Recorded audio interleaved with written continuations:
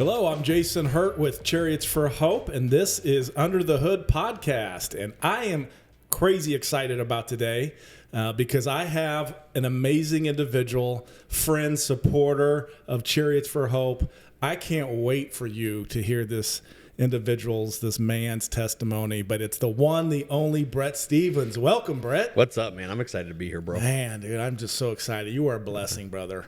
You are too. I wanted to go ahead. Do you remember the story of how you met Chariots? How you kind of came into our life?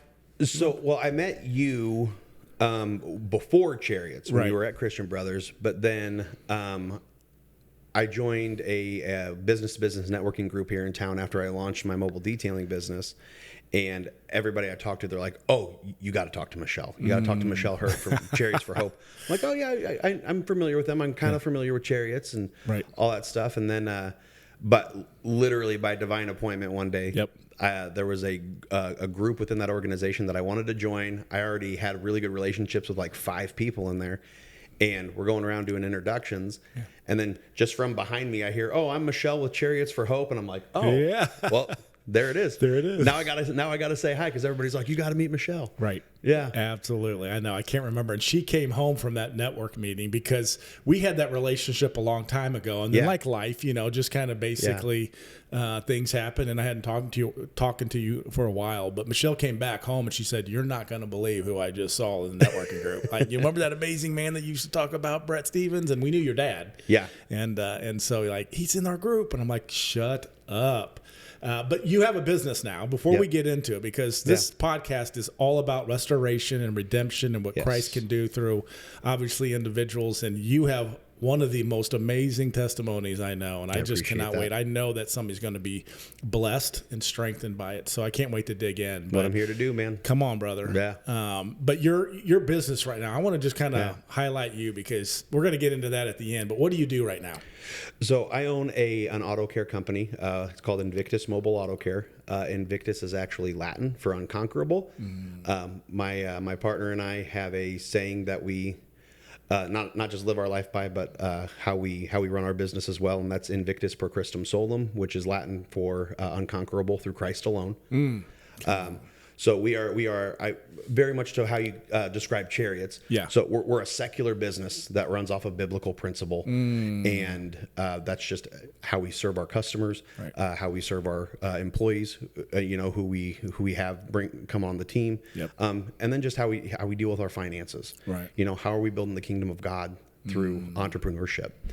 So started that. We turned 3 in August. 3. Yeah. Wow. Congrats. And it's been wild. Like, God's hand's been on the business ever since the get-go. Right. We're kind of starting to see like the beginning of that hockey stick growth into our 3rd year. So we're just kind of leaning into that and just hoping that we can do a lot of good with that money. Obviously, there's bills to pay, there's people to pay, there's overhead to cover. Right. But outside of that, how are we making a difference in our community that we're serving or the communities that we live in? Right. And we're going to get to that in a minute because you are giving back and you give back. You have a huge heart. But I just want to go ahead and do a personal testimony because I used you. Yeah.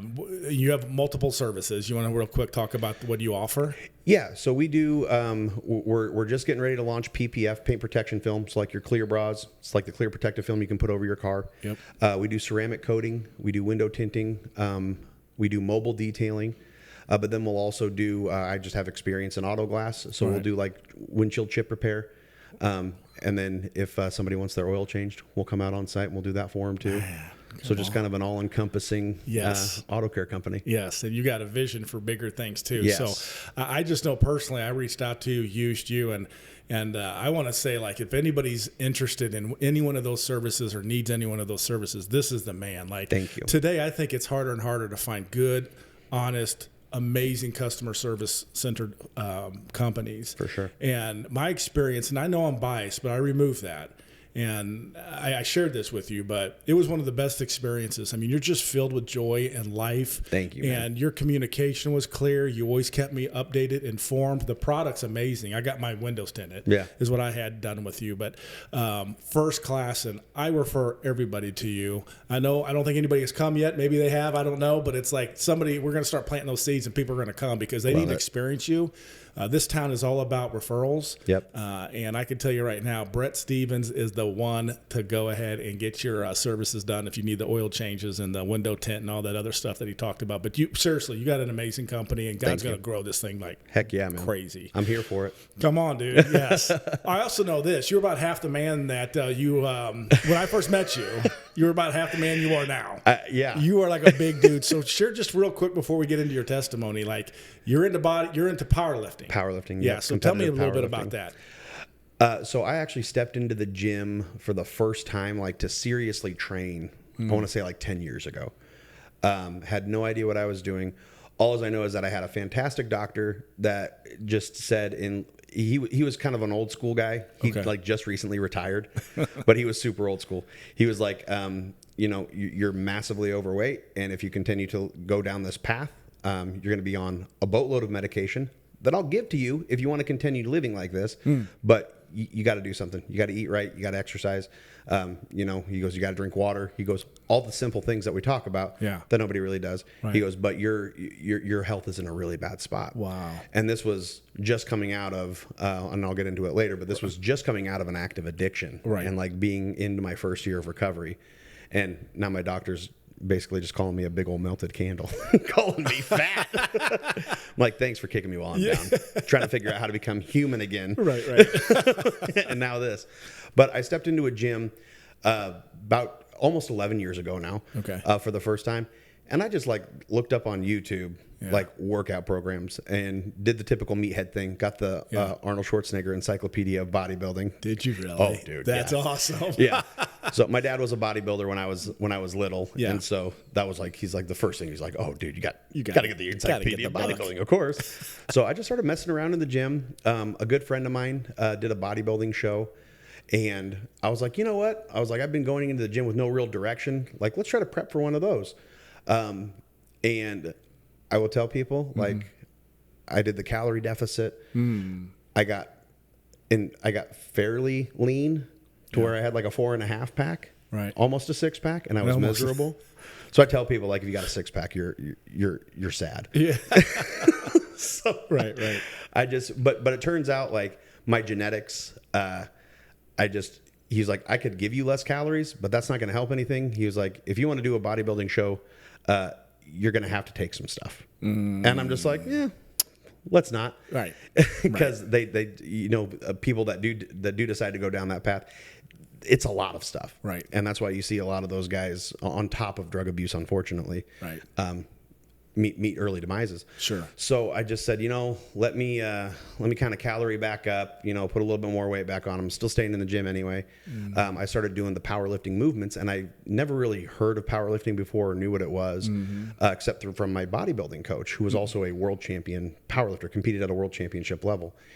And so I just said, hey, I've been doing these movements and I really like them and I'm having a good time doing them. Yeah. Can you train me for a powerlifting meet? Right. And he said, yeah. He goes, I recommend starting out with just doing what's called a push-pull. So like just doing the bench press and deadlift events. Yeah.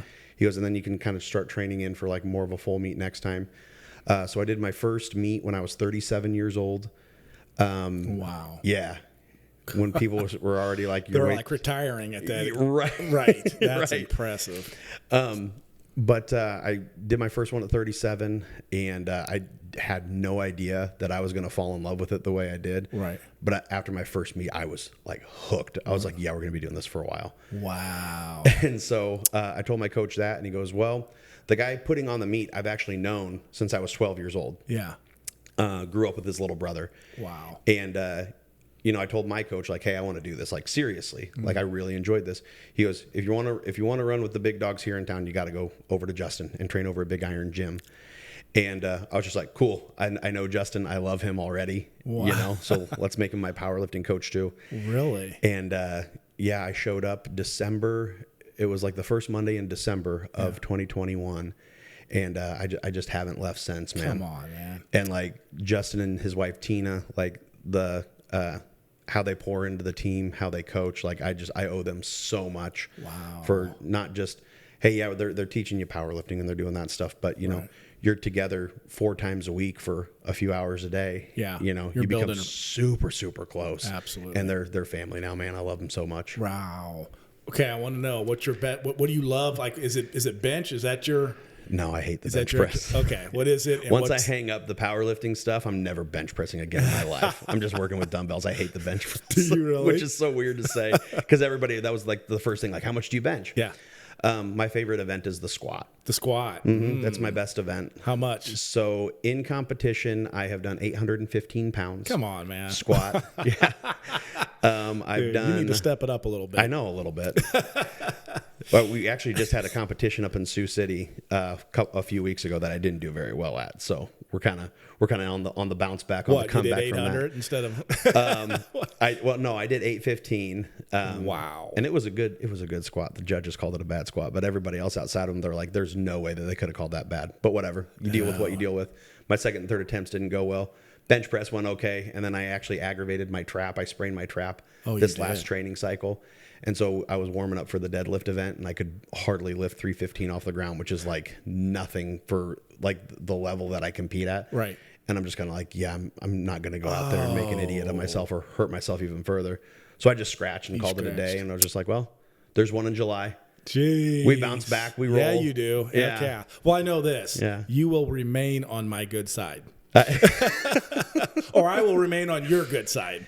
Whatever. But I'm going to make sure you remain close and a good friend. That's for sure. Because you can hurt someone. That's all right. Let's get into it. Or at least lift their car. All right. So, you've been with Chariots. You're a supporter. Yes. And so this is open to everyone: supporters, donors, volunteers, recipients. Heavily focused on recipients because the stories and the journeys that they go through. Wow, like they get knocked down hard. They get back up. They move forward, and it's just super encouraging. The restoration you see through Christ and what some of these ladies and men go through. It's incredible. Come on. Yeah. So we wanted to highlight that. We wanted to go ahead and portray that to encourage other people. But we also have some supporters and volunteers that have quite a story too, and you're one of them. Yep. And so let's get in. I just want you to go ahead and share with us your testimony, your story. Yeah. So my first, the first interaction that I can clearly remember to where I was affected by the church, because I like to start talking about where I was affected negatively by the church. Absolutely. People in the church, I should say. Okay. I will say blame the person, not the organization. The organism, not the organization. We're all people. We're all imperfect. Right. But I grew up, my dad wasn't around a lot growing up. Praise God that through the saving grace of Jesus Christ, he's one of my best friends now. Come on, so that's how that story ends. Wow. But he wasn't around a ton growing up, so I didn't have like a consistent father figure in my life. He was working. He did very, very well. He made a ton of money. Yeah. Money became, his God. He was a provider. His dad left when he was 13. Wow. So he wanted to make sure we had the stuff that he didn't have. But that kind of came at a cost to him never being around. That's fair. Yeah. So my mom did her best. She's an incredible mother, and I think she is the one still to this day that prays more for me than anybody else in the entire world. If you got a mom that prays for you, like, you better believe you've got be it. thankful. That's right. You got it. So just kind of grew up. I started smoking for the first time, or smoked cigarettes the first time when I was 11, smoked pot for the first time when I was 12. I had my first drink at 14. Just kind of growing up, in the rowdy lifestyle really, really early. And, little did I know, but that would turn into something greater later on. But we went to Anderson Middle School. There's a church right across the street from Anderson. Okay. A group of us used to go back behind that church every morning and smoke cigarettes before going into school. Wow. Yeah. Like, and now they didn't smell it on you? Now I look at middle schoolers and I'm like, oh my gosh, guys are literal babies. Like right. Yeah. Right. And, but yeah, they could, but oh, my mom and dad smoke. Yeah. It's just type of thing. Yeah. So,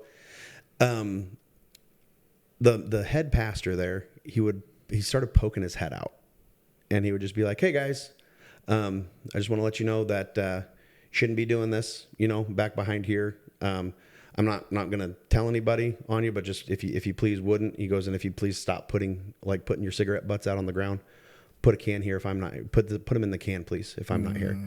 So kind of loved us where we were at, but, was also like, hey, if I catch you here, you're getting ran off type of thing. Right. And then he hired a youth pastor by the name of Amos Gray, a gentleman who's still in my life today as a mentor. But he started coming out and like just engaging with us and talking to us, like, and wasn't even paying attention to the stuff we were doing, but he was just engaging, like, hey, how you guys doing? What's your name? Yeah. And the congregation, we caught wind of it, and then he confirmed this later on in life. But I guess a lot of the people in the congregation were like, Amos, why are you wasting your time with those kids? They're throwaway kids. They're lost causes. Like, you are wasting your time with them. And praise God that Amos took that as, okay, well, then that just means they need to be loved a little bit more. Yeah. So he started inviting us to youth group. A bunch of us, like, we started behaving a little bit better in school. Grades started improving. We were trying to stay out of trouble, or we weren't getting into as much trouble. Right. Still getting into trouble, just not as much trouble. Right. And then he got a job over at another church. I think it was like a church out in Elkhorn. Okay. And kind of lost touch a little bit. And then through high school, I just kind of stopped showing up to youth groups, stopped doing all of that type of stuff, kind of doing my own thing. Still doing the same thing, partying, having fun, getting rowdy. Right. And after I got out of school, like I graduated high school, started trying to go out on my own, do my own thing. I started going to college, and that was kind of my first like time out on my own, yes. Kind of independence and all that stuff. Right. And I just started partying really, really hard, like almost every night. And was it the crowd you were hanging out with, or just it was a little bit of that, and yeah, it was also a whole lot of me. The 3 roommates that I had in college, like all 4 of us loved to party. Right. I just loved it a little bit more. A little bit more. Okay. Yeah. Right. Because that was when I was starting to drink a little bit during the day. Or like we were in the radio program at that particular school, so we were getting out of classes a little early. Now I'm just sitting around. Now I have nothing to do. Yeah. Let's have a drink. Sure. Okay, well then let's have 4 type of thing. And it just kind of gradually grew. Well, I ended up getting kicked out of college, and basically a long story short, I was breaking the rules and doing dumb stuff. And so you're going to get kicked out. Yeah, absolutely. And then got a job, I met the girl that would eventually become my wife, who's still my wife today. And things just, we had our son, he was born in 2008. So there was a ton of stuff that I was getting in. I got a job into a corporation, that I was doing fairly well at. So there's a lot of things that were happening that were fantastic. But there was just this little hidden secret. Yeah. I was, on my days off, I started drinking, like it turned into an all day thing. And now I'm drinking all day and watching my son. Right. And doing a whole lot of other stuff that I wasn't proud of. Sure. And then it gets a little bit worse and a little bit worse and a little bit worse as time goes on. Then September 30th of, what would that be? 2013. I lost my grandfather. He had heart attack number 5. Dude was a tough old bird, but just, he had his 5th heart attack. He ended up dying suddenly, just unexpectedly. Wow. And that he was my father. A second father, I should say. He was a second father figure in my life. Like, he helped raise me, like, very closely. I was the oldest on both sides of my family, and him and I were just inseparable for about like the first 6-7 years of my life. Wow. So super, super close to him. Sure. It was my first major loss. Devastated me. Yeah. And I kept numbing myself. Like, I didn't want to deal with it. I didn't want to deal with that. I didn't want to deal with the fact that I was probably a little bit of a garbage human being that needed some issues to be worked out. I didn't want to deal with any of it. Yeah, stuffed it. Yeah. And it started affecting the way that I was a husband. I was verbally abusive to my wife, just really nasty to her. And then obviously I can't be the father that I could be if I'm doing this stuff all the time too. Ended up leaving the job that I got when he was born, and just promised my wife, like, yeah, I'm going to find a job. Like, we're going to, things are going to get working out. And I just started drinking all day long. Wow. Every single day. Hard. Yeah. Like going hard. And at my worst, this was in 2014. At the height of my addiction, I was drinking a 175, like a handlebar of vodka a day for about 2 months. Wow. And then were you functioning? Like, or was no, you? Okay. No, I was staying at home all day. Okay. Yeah. And that was it. Or I was leaving saying like, oh, I got a job interview, and I was going somewhere and I was drinking. Yep. And faith wasn't a component at this stage.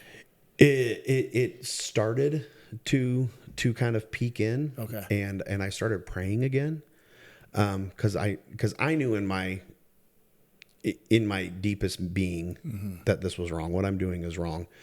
Thank you so much for listening to the Under the Hood podcast. We just wanted to take a quick second to communicate something that is at the heart and center of our organization, and that is the gospel of Jesus. We are a ministry before we are a business, organization, nonprofit, everything. We remove transportation barriers to demonstrate God's love. And God's love to us is that while we were all sinners, all of us, every single one of us, born into sin, desperate in need of a savior, God sent his only son because he so loved the world. That means me. That means you listening to this podcast and everybody else as well. If you've sensed that there's something missing in your life, and I know that I have, and we all at Chariots for Hope know that we have as well, we encourage you, get to know who Jesus is. Not just as this religious figure that maybe a lot of people have communicated to you over time that he might be, but really as a father, a friend, and a savior ultimately. Salvation costs nothing. Jesus is for you. He wants a relationship with you, and he wants to start today. If you have questions or if you want to know more, if you're interested even a little bit, we would like for you to reach out to us. Thanks for listening to me for a second. Now back to the podcast. When it got really dark was when I said, like, I know this is going to kill me. Like, I have passed that point of this is going to kill me and I can't stop. Right. To me, that's what I thought. Right. So I might as well just let it kill me, which is an awful place to be. And I've talked to so many other people that have been on this journey who have been in that place. They're like, yeah, I had that same conversation inside, Did you have people, accountability people around you that were pouring into you saying, hey, Brett, wake up? Or did they leave? Were you isolated? I had the 2 months before like things kind of came to a head. I isolated for 2 months. Okay. I had about 5 people, four or five people that were there for me, that were saying like, hey, we're here for you. Like, you got to stop doing what you're doing. Like, it doesn't go anywhere good. Right. My buddy Ryan and Mark, who have been in their recovery journey, their sobriety journey, I should say, for a couple of decades now. They were calling me all the time and pouring into me and just, hey, here for you, love you, but stop what you're doing. And then one day I snuck down to snag a drink in my usual hiding spot and bumped my head putting the bottle back. Did you? Yeah. To where like I rang my bell pretty good. Right. And, I just started feeling kind of sick. So I got a bit of a concussion, I think, because I was sick. I was puking. I just thought I was puking because of the drinking and stuff like that. And then this is where this is the part of the story where I kind of start losing people. Because I think it was possibly a hallucination from just the amount that I was drinking, or it was God giving me a divine wake-up call. Right. I don't know which one it was, but it was either one of those. I was like itching my ear, and I pulled my finger out and there was blood on it. And I was like, what is this? What is going on? And so it kind of freaked me out. And I called my parents and I said, hey, I need to go to the emergency room. But, I bumped my head a couple days ago, and I've been puking and now I'm bleeding out of my ear. And my mom's like, what? Right. And she goes, I said, yeah, but I'm worried about driving. Can you guys come and pick me up? I wasn't worried about driving. I was 3 sheets to the wind at 2:00 in the afternoon. Right. So they come and pick me up. I get in the car, and like the first thing my mom says is, Brett, you smell like a liquor store. What the hell is going on? Like, her words. Yeah. And I was like, nothing's going on. I'm fine. Been being the good stubborn alcoholic that I am. Right. Did they have an idea at this point, or was she just asking? People, Okay. my grandmother, my parents, they all kind of knew that I was, and I think I had told them like, hey, I think I have a problem. Okay. Kind of before this, and was trying to get better and was calling out to God and didn't hear him. At least what I thought was he was there. Right. I wasn't listening. Yeah.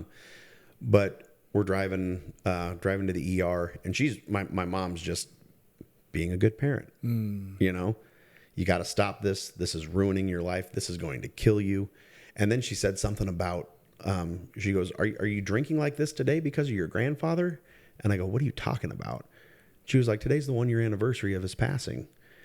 And I don't know what hit me at that point, but it hit me in a way of like, inside me, I just said, you are so full of yourself and so full of, you know, focusing on your own problems that you miss the anniversary of one of the most important men in your life passing. And I don't know why it hit me as hard as it did, but it hit me like a ton of bricks. Wow.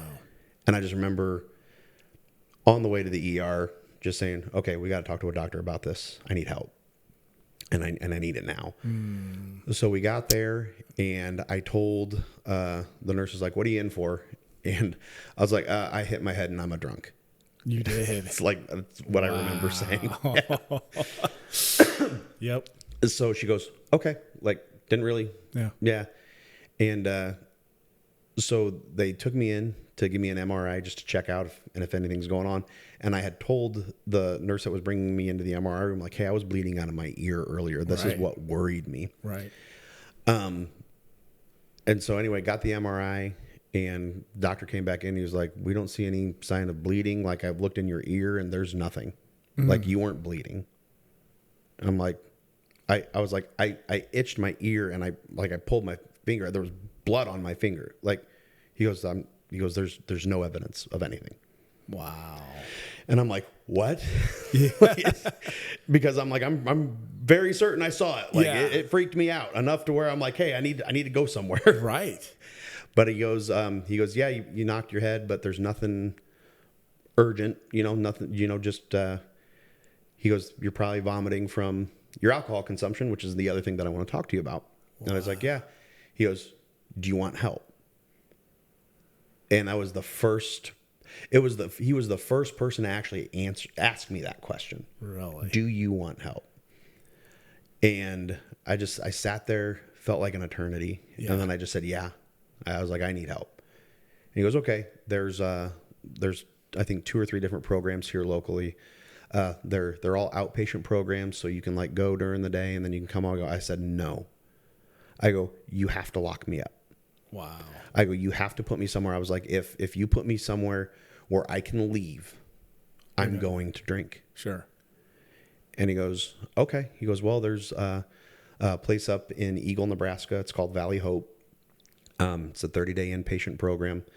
I can give you all the contact information and stuff like that. He goes, but you're the one that has to make the call. He goes, I can't make that call for you. Nobody else. And he goes, and honestly, nobody else can. Right. I go, okay. So I got home and I called a gentleman who was a mentor of mine at the time, who overcame a pill addiction. And I was just talking to him, and I just said, hey, and just told him the entire story. And he's like, brother, praise God. He goes, you're at the point. He goes, this is the best. He goes, it feels like a low point.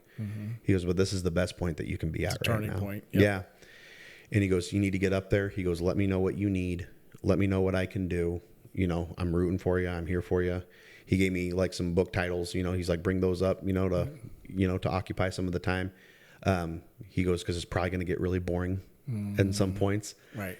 And, found out that when I got up there, people would get bored and they would like just run off campus and go use. And like, it was wild. So on October 3rd of 2014, I made the call.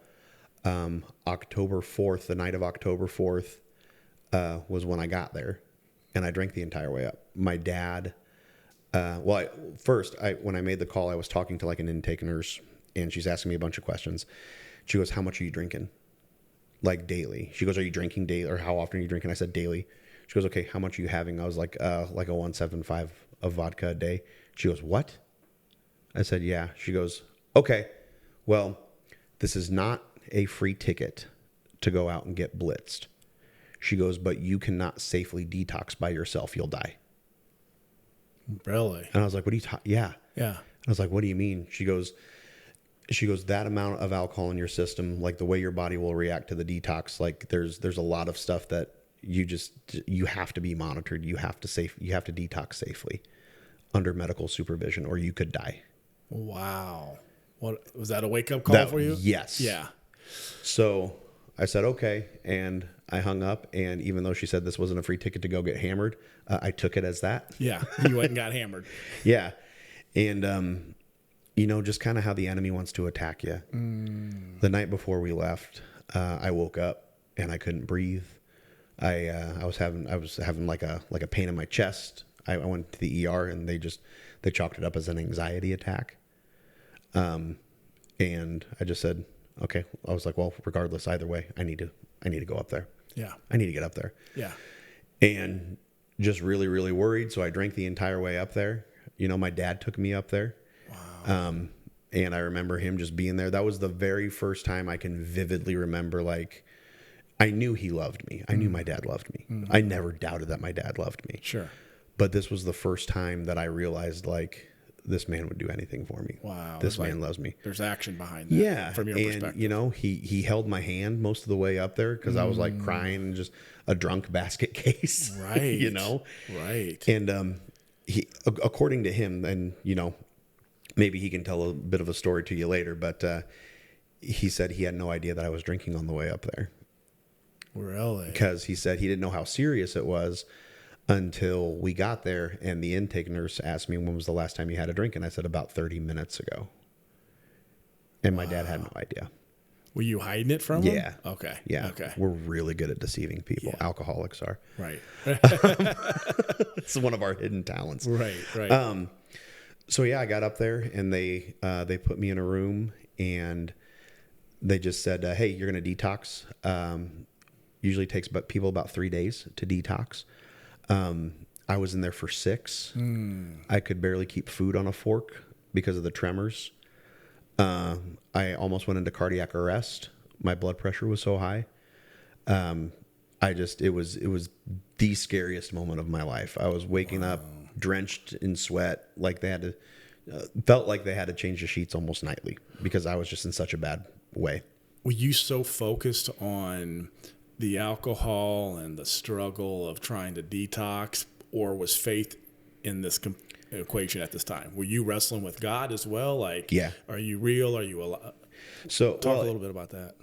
That got to the point where I was like, I know you're real. Yeah. I just think you've forgotten about me. Okay. Is how I felt. Okay.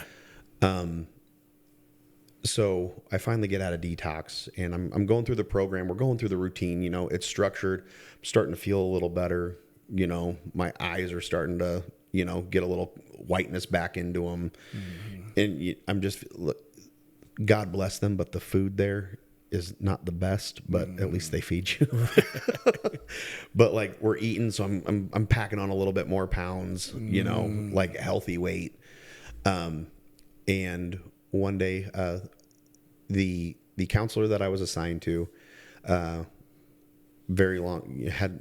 a bunch of sobriety under his belt, but he was a self-proclaimed retired hippie biker musician and who loved music and literally was like the perfect guy for me because we connected, like not just as counselor and student, but like we connected on a personal level right away. Right. And that gave me a comfortable feeling of being able to open up to him a little bit better. Okay. And talk to him through all of that stuff. And basically he just told me, he was like, whatever you have, when I was writing out my inventory, he's like, whatever you have, he goes, I don't care how minuscule you think it is. He goes, I want you to leave it here. He goes, you leave all of your garbage at the dump. If you leave with any little shred of it, your chances of success go down. So I think I filled out like 8 pages front and back. Wow. Like even the dumb stuff, like some kid bullied me for a piece of gum, and I've held obviously I remember it. Yeah. Yeah. You laid it all And out. I resent him for it. Right. And so I went into a chaplain's office, probably one of the sweetest men, still to this day, one of the sweetest, most kindest and compassionate men I have ever met, who didn't get bothered by me trying to walk all over him because I just thought he was a wuss. Right. And he just loved me, man. And I did my inventory with him. I told him all of it. And he said, he goes, you know, Brett, I want you to go now. I want you to do something with me. And I'm like, okay. He was like, we're going to go out to this fire pit. And he goes, I want you to bring your list with you. And I go, okay. And he hands me a lighter. He goes, I want you to burn it. And he was like, he's like, we're not doing anything weird. Right. You're like, yeah. Yeah. He was like, I want you to burn it. And I go, okay. And so we did. And he was like, okay. He goes, it's done. He goes, I wanted to show you this. He goes, because if you seek God and if you seek forgiveness, this is how he sees it. This is how he sees all of that crap. It's gone. There's nothing else you can do with it. Wow. He goes, so I want you to go into the chapel and I want you to write a letter to God. And I verbatim said, why the F would he want to hear from me? And he goes, the same reason he wants to hear from me or anybody else that's in here. He goes, so I just want you to go write a letter to him. And so I did, just, okay, this is what I got to do. This is what I got to do. Like, I'm being told that I'm dying. Like, I'm past the point of getting better. I've drank myself to death. This is the end of the line. And I just wrote a letter to God, and I still have it to this day. Still have the letter that I wrote. Wow. I read it every now and again just to kind of remember where I've come from and to praise him and give him glory. That's right. But I remember when I got done with that letter, I just started sobbing and just prayed. When I tell people, like, when you turn away from that life of sin and you turn your life and you turn your faith over to Christ, there is no prayer you got to pray. I know there's a sinner's prayer, and people can be led through that type of stuff, but it doesn't got to be that. Because literally mine was, I give up. I can't do this. I need you in my life. Please help me. Yes. And I kept saying it over and over and over again. That's right. And the only thing that I can describe is, like, from the top of I was sitting in a pew, and from the top of my head all the way down to the tip of my toes, I just felt something fall off of me and fall through the floor. Come on, man. Wow. Like the wildest experience. Liberated. Yeah. It's free. And from then on, man, I just, I got back here with my regular physician. My liver's all jacked up. My blood tests are coming back completely awful. Just in a bad way. Like, I don't know what's going to happen. I don't know if I'm going to live. I don't know when I leave rehab, my wife was so angry with me, but she's like, I love you. And if you need to get help, that's what you need to do. Right. But I can't do this. Right. So I didn't know if she was going to be there for me. I didn't know if I was going to have a relationship with my son, all this stuff. But I get into my doctor about a month after I came home, 2 months after I came home, and redid the blood tests, all this stuff. Come back in, and he goes, well, you're completely healed. And I said, what? And he goes, yep. He was like, everything came back great. He goes, you're in good health. Come on. He goes, if you don't believe in something watching over you, I'd start now. He goes, don't let me see you in here again for something like this. Hit me with my folder and walked out of the room. Wow. Come on, brother. Oh, you know where that's coming from.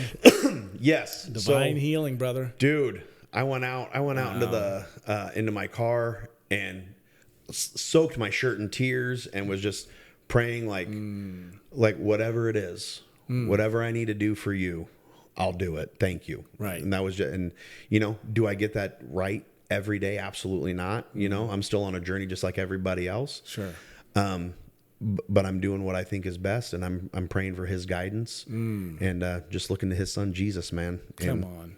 I think that's all we all can do, and then just proclaim his glory to everybody else. That's right. Yep. And just share it.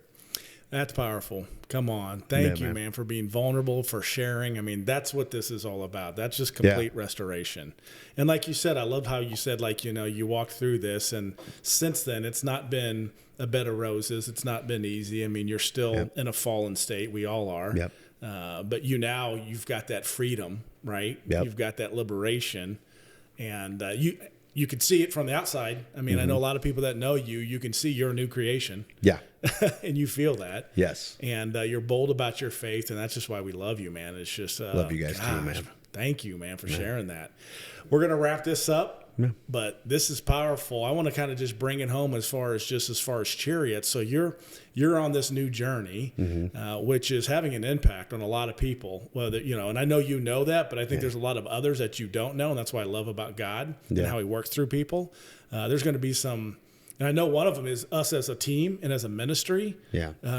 Just being able to see you and what you're doing and what you went through is a testimony to us. Yeah. And that's why we love serving the people that we do. And even though you didn't come through our program, you're still a story of restoration, as we all are. But Chariots. So why? So you're on this new path, this new road. Yeah. You've got this amazing business, which you have to check out. Please, please, please. This guy's amazing.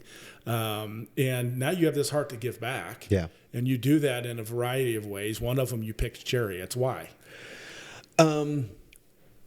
You and Michelle, number one. I fell in love with you guys first. Love you guys to death. Come on, man. And just when I sat down with Michelle, and she was just telling me, I had heard of what you guys were kind of doing, and I thought it was one thing, and then Michelle, hey, we're not Oprah. Not everybody gets a free car. We're not throwing out free cars. That's right. But hey, here's how we do it, and here's how we walk through people. Here's the people we serve, and I start hearing like those type of people that you guys serve and their story, whether I knew it or not at the time, but their story is my story. And who better? And like the first car I detailed for you guys, Michelle started telling me about the young lady who was getting the car. And of course, she's a recovering alcoholic. Right. So like she's telling me this story, and I'm standing next to the car, like I haven't even started working on it, and I'm like getting tears in my eyes, and I'm like, okay, cool, can I just start working on the car? And she's like, it's okay to get emotional about it. I'm just like, cool. Like, no, it's not. I can't get emotional. I gotta detail this car. That's right. Have you looked at me? I don't get emotional. That's right. But man, every car I've done for you guys, now I'm like, Michelle, what's their story? Yeah. What's their name? What's their story? I do a video while I'm there and say, hey guys, I'm here at Chariots for Hope again. Here's this car that we're working on. Here's this person's name. Here's this person's story. Please pray over her. And that video gets sent out to my church family. So whatever car we're working on, like there are people praying over that vehicle and praying over that individual and that family and whatever they're going through. Wow, dude. Brother, from the bottom of my heart, I love you. Love you too, bro. I love you, and I love what God's doing in and through you. Absolutely. And you are a perfect example. I don't care how many skeletons you have in the closet, how dark and evil your past is. Christ can change it all. And Absolutely. you're a beautiful example of that. Love you. Love you, man. Thanks for being part. Yep. Thanks for listening to the Chariots for Hope Under the Hood podcast. If you were inspired by this story and you would like to learn how you could be a part of demonstrating God's love by removing transportation barriers, we can't encourage you enough to go to our website at chariots4hope.org. Thanks for listening again, and God bless you.